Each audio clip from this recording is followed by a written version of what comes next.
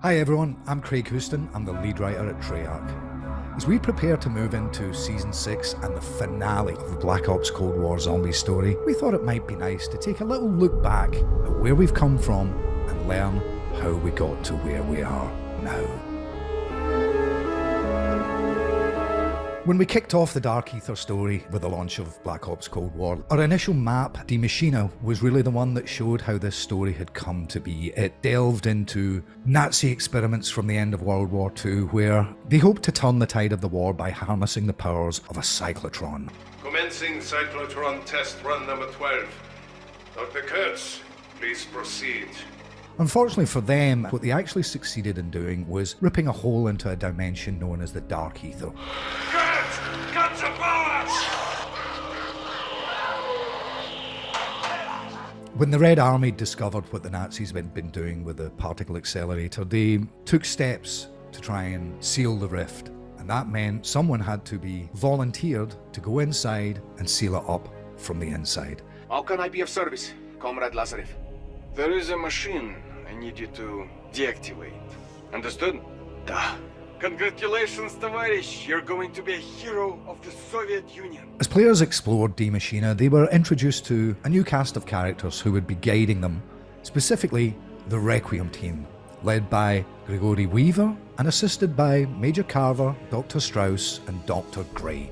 As time progressed, we also learned a lot more about our bitter rivals, a Soviet-led unit known as Omega Group. As time went on, we would learn more about their hierarchy too, most notably a familiar face from Black Ops 1, Kravchenko. As we'd seen in Die Maschine, Samantha Maxis was determined to stay in the field and continue her own investigations. You have to turn yourself in. The CIA can protect you. I can protect you. I can't do that, Weaver. The Omega Group have plans for the Outbreak zones. And this is something that led us on to our next map, which was Firebase C. Requiem, welcome to Vietnam.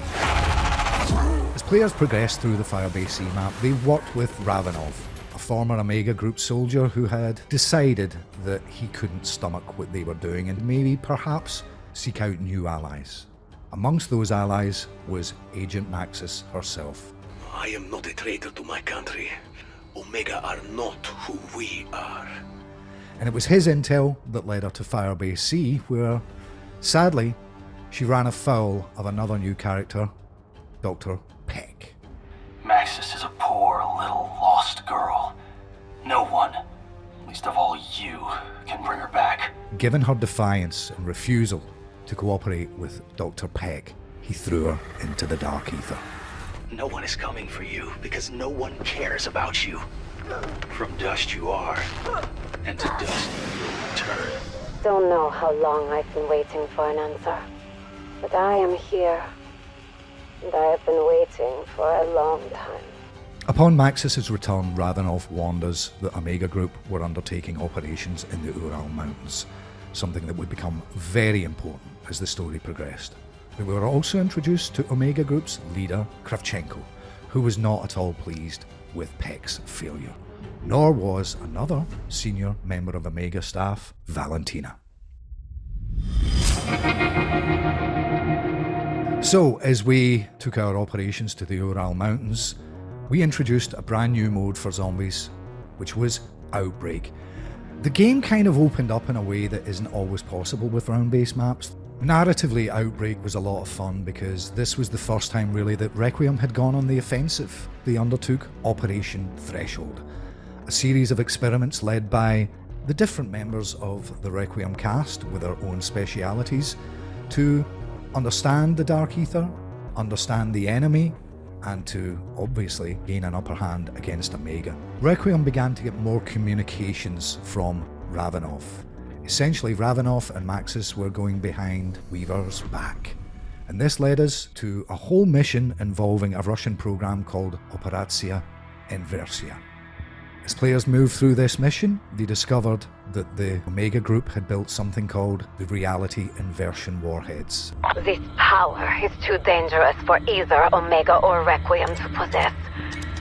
So I say, we dump them in the middle of the Pacific. Following the events of Operacja Inversia, players got the opportunity to undertake another main quest, this time Operation Excision. Been a long time, Weaver. Ravenoff. You've got some balls using the Slion after what you and Sam did. Been contacted by a group of Omega scientists. They wish to defect. Unfortunately, as we discovered at the end of that main quest, the whole thing was a trap, and the strike team were captured by Kravchenko and Omega. To lure Requiem's so-called elite strike team into a trap. Fortunately, crushing helicopters is easy. Requiem belongs to me now. After the players had worked with Ravenoff and Maxis in Operatia Inversia, we learned that Maxis has got herself in a little bit of trouble, going behind Weaver's back, but perhaps more importantly, going behind the Director's back. Hey! Take your hands off me! You're to undergo some additional testing. Why are you doing this? Orders from the Director. Maxis is to be taken to a secure facility known as Block 8, where she will undergo certain experiments. Following the disaster that was Operation Excision and the subsequent capture by Omega Group of the strike team, we moved to Totem. And this time we're going to be working under the command of Omega Group themselves. I have work for them in Berlin. A certain member of our organization has gone to ground recently. I'm sure you've noticed their absence. I believe they are scheming against us. Valentina has actually been seeking to enact a plan that is laying dormant from the end of World War II, which was to return a long-forgotten Nazi army who have essentially been housed in the Dark Aether for decades. Someone had to free their army. My father chose me to complete that mission. No! It is not possible! After defeating Valentina and her Nazi army, players escape with help from a rather unexpected source. A portal opens that allows them to teleport right back to Requiem HQ, and it becomes clear that Samantha Maxis is growing in power.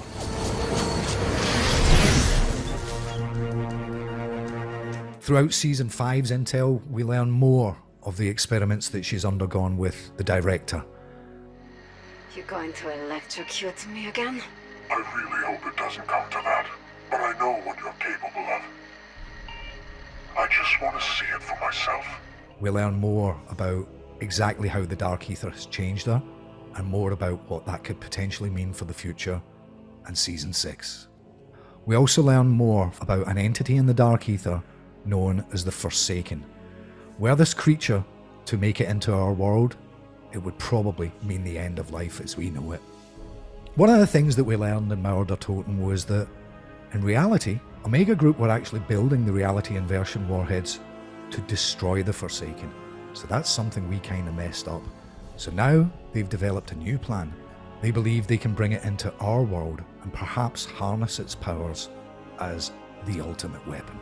The Forsaken. A solution is necessary. It must be dealt with. Colonel, there has been a change of plan, Gorif. Peck and I are developing a new solution for the Forsaken. Rest assured, if it is successful, it will mean salvation for the Soviet Union. We will be heralded as heroes. Amongst the many pieces of intel that we found in Outbreak, we learned more about a character called Zykov, who was actually the poor Red Army soldier who went into the cyclotron back in World War II to seal it up, and he's been trapped in the Dark Aether for a very long time, and he wants to get out. Now aware of Omega's plans for the Forsaken, Requiem need all the allies they can get. Zykov. He may be the only one who truly knows the Forsaken. Are we suggesting we somehow break this lost Russian out of the Dark Aether? Poor bastard's been in there longer than anyone. He promises them that if they can release him from his prison, he might be the deciding factor in overcoming both the Forsaken and Omega. As we move into the climax of Season 6, we're going to finally focus on Omega Group's final operation, Operatia Izbavitelj. This map takes place in a facsimile of an American town, something that the Soviets and Omega Group have been using for many years for training purposes. This location is unique because Omega Group have identified this as the specific place where the veil between our world and that of the Dark Aether is at its thinnest, and that's why they believe they can extract the Forsaken. Well, this final ground-based zombies map represents the climax of the Black Ops Cold War zombie story. It's not the end of the Dark Aether story. Eagle-eyed or eagle-eared players might have noticed that we've been sowing the seeds of some other things that also harken back to World War II. The Dark Aether story will continue and expand in Call of Duty Vanguard.